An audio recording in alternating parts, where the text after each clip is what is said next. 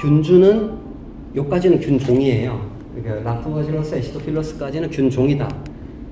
그래서 균속은 전 세계 사람이고, 사람으로 치면 호모 사피엔스, 그 뒤에는 뭐 없지만은 그냥 임의적으로 종이다 그러면 그 속 안에 있는 일부, 종 안에 일부 이제 그런 균주까지 있는 거죠.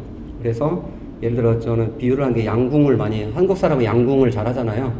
근데 이제 모든 사람이 양궁을 다 잘할 수는 없다. 그래서 이제 어떤 특정 균주가 연구가 돼 있다라면은 그게 좀 더 그 어떤 문제를 해결하는 데 도움을 줄 수가 있는 거고, 어떤 그 균주가 근거를 가지고 있다라면은 그래도 그 균주가 파저티브한 어떤 기능을 가지고 있다라고 생각을 해볼 수가 있다.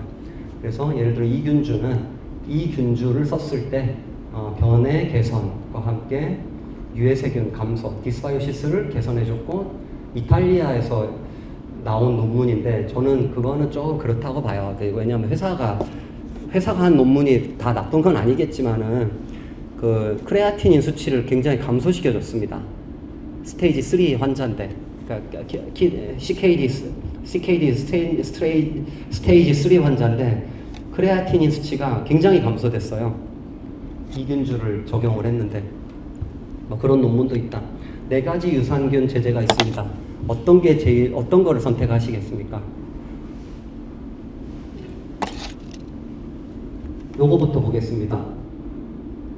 이게 15에 빌리언은 10억이잖아요. 150억이죠. CFU는 콜로니펌 유닛인데 그냥 한 마리라고 보시면 돼요. 한 마리가 증식을 해가지고 눈에 보일 수준까지 커진 거예요. 그거를 카운팅을 하는 거를 CFU라고 하고, 그냥 한 마리가 그만큼 커진 거니까 한 마리죠. 그래서 이제 150억 마리가 들어있는 거죠. 한 캡슐에 그만큼 들어있는 거죠. 그죠? 어떤 것들이 들어있는가? 속, 종, 균주까지 있는 거. 그러니까 이거는 그래도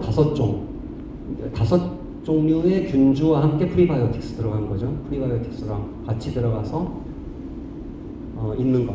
요거는 스쿱이잖아요. 퍼주는 거죠. 퍼주는 거. 이렇게 퍼주는 거. 뚜껑을 열어서 퍼주고 뚜껑을 닫고. 그런 제품들 많이 나와 있습니다. 자, 여기 보시면은 여기 균종까지 있죠. 균종까지. 균주까지는 아니잖아요. 균종까지 있잖아요. 이게 50억 마리, no less than이니까 이상이죠. 50억 마리 이상. 이 두 개 비교하면 어느 게 더 낫습니까? 균주가 그러니까 효과 있을 확률이 높은 거죠. 규명이 된 거니까, 분리 동정이 되는 것들이고, 요거 두 개는 되게 유명해요. 사람들한테는 두 개는. ACFM이랑 람노서스 지지는 이제 아토피 피부염에 굉장히 많이 쓰는 균주예요. 사람 아토피 가진 애들. 요것도 균종으로 돼 있죠. 50억 마리죠. 요거랑 마리수 똑같죠. 여기 한 티스푼 해가지고 서빙 기준이니까. 근데 이거는 균종이 많고 이건 균종이 별로죠. 나머지 이런 것들. 이거는 개한테 주면 안 되죠. 여기 보시면은 포도가 들어있거든. 그래서 사람 거 아예 주지 말라는 경우가 틀릴 수도 있고 맞을 수도 있다. 사람 거 중에 줘도 되는 게 있습니다. 아니, 우리가 먹는 게 강아지가 먹는 거랑 비슷한 경우 많은데, 우리 닭가슴살 먹고 강아지들, 고양이들 닭가슴살 먹잖아요. 근데 우리는 포도를 먹지만 걔네들은 못 먹죠. 되는 게 있고 안 되는 게 있다. 특히 이제 사람용 유산균에 자일리톨 같은 거 좀 반만 내려고 하는 경우도 좀 있으니까. 근데 이제 여러분들이 얘기하실 때 사람 거를 먹이시는 분들 꽤 많아요. 요즘에 반려동물용을 못 믿어가지고. 그랬을 때 먹이지 마세요라는 말은 안 맞다라는 거예요. 먹여도 되고 먹였을 때 잘못될 수도 있는데 거기 들어있는 전성분을 자세히 보시고 선택을 하셔야 된다 정도까지는 제가 뭐 해드리면 되지 않을까 생각을 합니다. 이 제품은 한 패킷이죠. 해가지고 프로폴리고당 같은 이제 그런 식이섬유가 많이 들어있고, 균종이 굉장히 많이 다양하게 있고, 2,000억이죠. 2,000억. 그죠? 가격이 같다면 이게 제일 나아 보입니다. 그죠? 그렇잖아요. 제일 다양한 하이도스로 돼 있으니까. 사람만 준다면.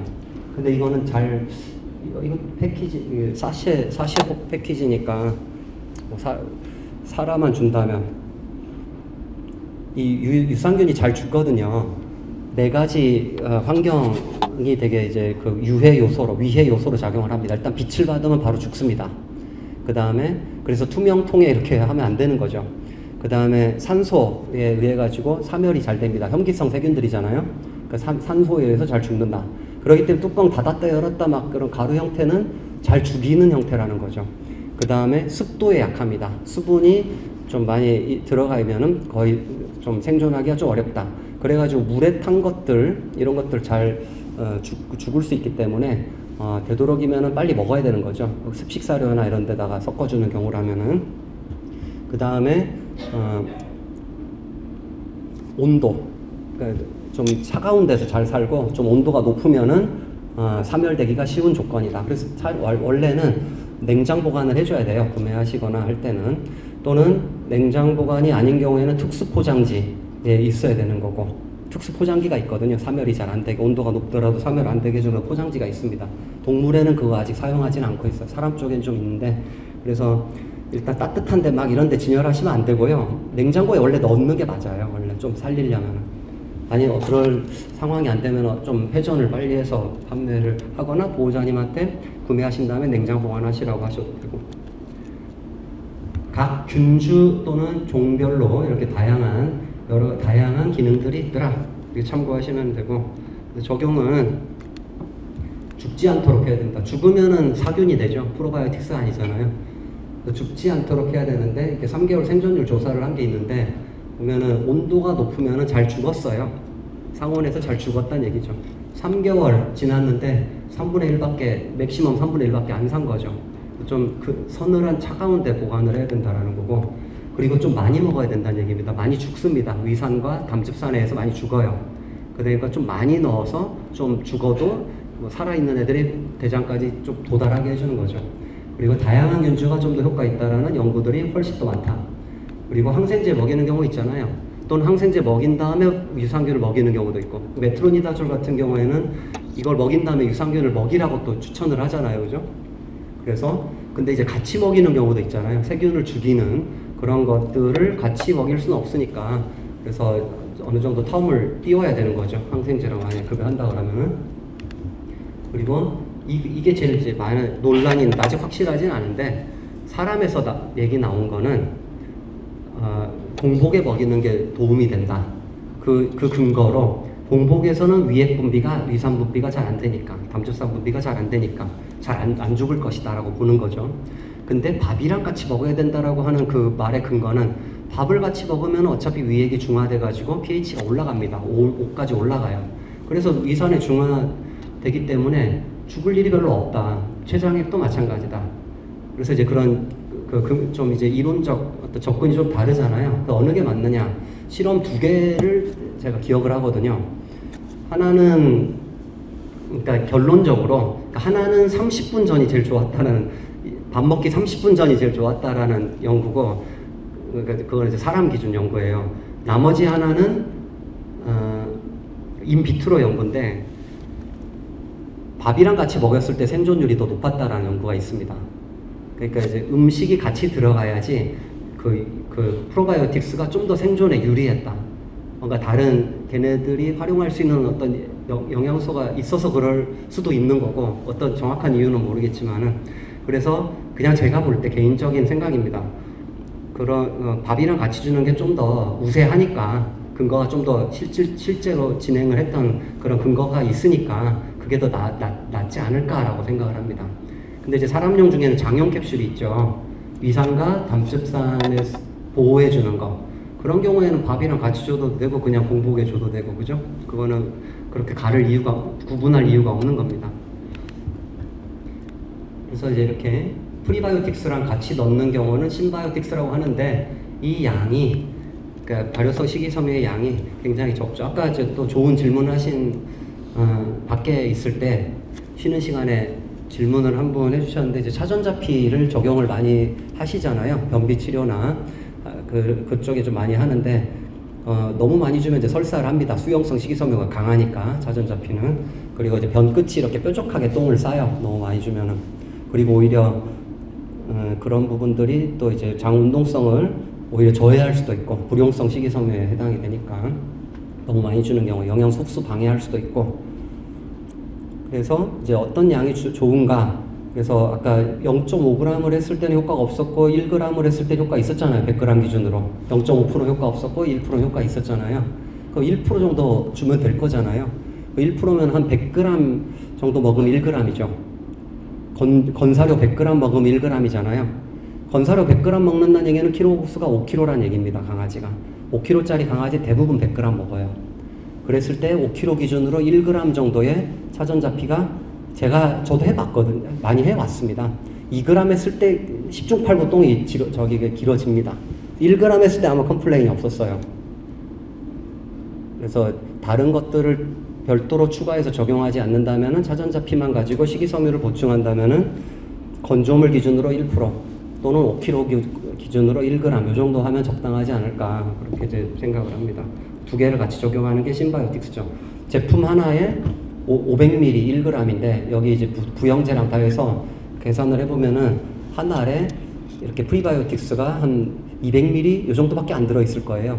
굉장히 부족하다라는 거죠. 신바이오틱스로 나온 제품은 신바이오틱스 또는 신바이오틱스라고 하면 N이라고 쓰기도 해요. 거기 들어있는 발효성 식이섬유는 너무 양이 적습니다. 이것만 가지고 안 돼요. 그래서 또 추가를 해줘야 됩니다. 사료에 유익균 넣어주는 경우 있는데 죽는다 봐야 되죠. 죽는다 봐야 됩니다. 생산할 때 죽고요. 열 처리하니까. 유통되면서 죽습니다. 그래서 포스트 바이오틱스가 되는 거죠. 사균이 되니까. 그래서 사체가 포스트 바이오틱스가 되고 이 유익균이 만들어내는 그런 유익한 성분들이 되는 겁니다. 그래서 이제 영양소 합성을 해서 이렇게 이제 만들어지는 거. 그래서 이제 가바와 같이 캄다운 시켜주는 거, 세로토닌과 같이 이제 이것도 캄다운 시켜주는 거죠. 그래서 그리고 아세틸콜린과 같은 신경 전달 물질, 이것도 뭐 이거는 작용을 할 수 있을라나? 히스타민 등 이런 걸 생산을 해가지고 하는데 이제 제품화 하면은 먹어가지고 가봐도 실제로 사람 쪽에서는 불면증 치료 효과가 없다라고 나왔고, 세로토닌은 이론적으로는 BBB 통과 못하니까 효과가 없을 것으로, 이게 먹었을 때 효과가 없을 것으로 보고, 이런 것도 마찬가지 분해되겠죠. 당연히 이렇게 흡수가 안 될, 이 정도 크게 흡수되려나? 하여튼 아세틸콜린을 섭취하진 않잖아요, 우리가. 히스타민도 마찬가지고, 이건 히스티딘이라는 아미노산에서 유래된 거죠. 그래서 이런 것들을 먹으면은 포스트바이오틱 성제 형태의 제품화 한다는 거는 좀 제가 볼 때는 조금은 제한적이다, 효과에 대해서는. 항생물질도 마찬가지. 이렇게 분자가 큰데 대장까지 가려나? 근데 이건 연구가 좀 더 돼야 됩니다. 그래서 지금 현재로서는 포스트바이오틱스라 그러면은 연구가 좀 된 거는 사체가 돼 있고, 그게 이제 점막 면역 자극 정도가 연구가 돼 있다. 여기까지 혹시 질문 있으세요?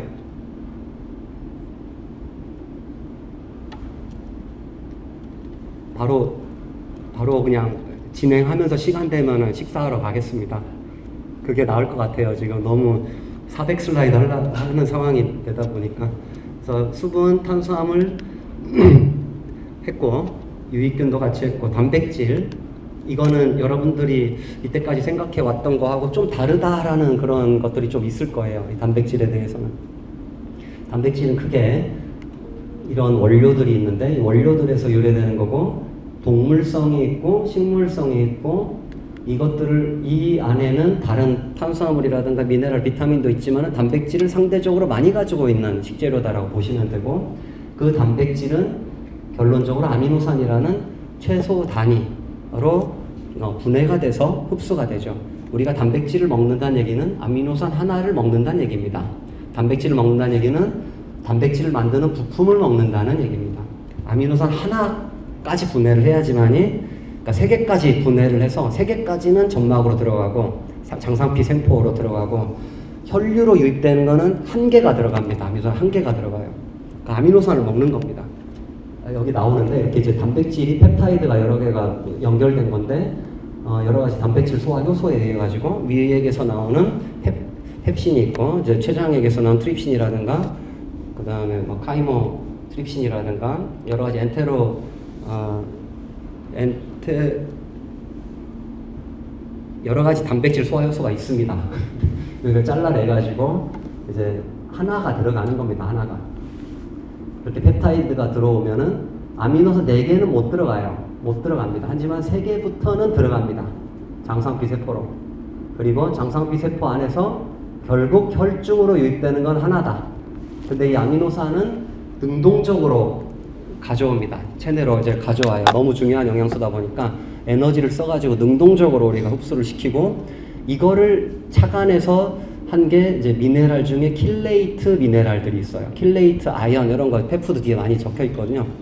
예를 들어 구리라고 하면은 설페이트 형태를 예전에 많이 썼는데 요즘엔 킬레이트 카퍼를 많이 씁니다. 구리를. 아연도 황산 아연을 많이 썼는데 지금은 이제 킬레이트 아연을 많이 씁니다. 왜냐하면 그게 아미노산 하나에다가 아연을 붙인 거예요. 이 분자 구조가 좀 크잖아요. 이게 달톤으로 하면 200달톤 되거든요. 아미노산 하나가. 거기에 이제 아연 하나는 되게 작거든요. 원소 하나니까. 그래서 착싹 달라붙어 있으면은 그게 아미노산이 흡수될 때 같이 아연도 흡수되는 그런 개념이라고 보시면 돼요. 그리고 킬레이트 미네랄은 아미노산 하나를 붙인 거다. 그래서 단백질은 부품을 먹는 거다. 생체를 구성하는 필수적인 유기물이고 수분을 제외하면은 50%가 단백질이라는 거예요.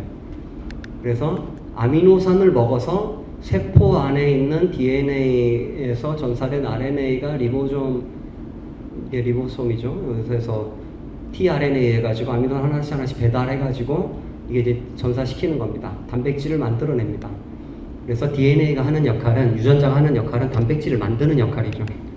그래서 탄소수, 산소, 질소, 메시오닌이라든가 이런 거는 황을 가지고 있고, 일부 20개 이상의 아미노산 배열, 생체 형성, 면역세포, 항체, 그리고 그 다음에 효소, 여러 기능을, 몸을 구성한다라고 보시면 되죠. 몸을 구성하는 대부분의 어떤 물질을 구성한다. 필수 아미노산은, 사람은 아미노산이 9개입니다. 필수 아미노산이. 개는 10개고 고양이는 11개다. 그래서 고양이가 제일 단백질을 활용하는 능력이 떨어진다. 효율이 떨어지잖아요. 아미노산 11개가 필요하잖아요. 단백질을 만들어내는데. 우리 사람은 효율이 되게 높죠. 9개만 가지고도 단백질을 다 만들어내니까. 왜냐하면 고양이는 옛날부터 단백질 많이 먹었으니까 모자랄 일이 없었던 동물이잖아요. 그러니까 굳이 효율을 높일 이유가 없는 거죠. 제한 아미노산은 식물에 부족한 거.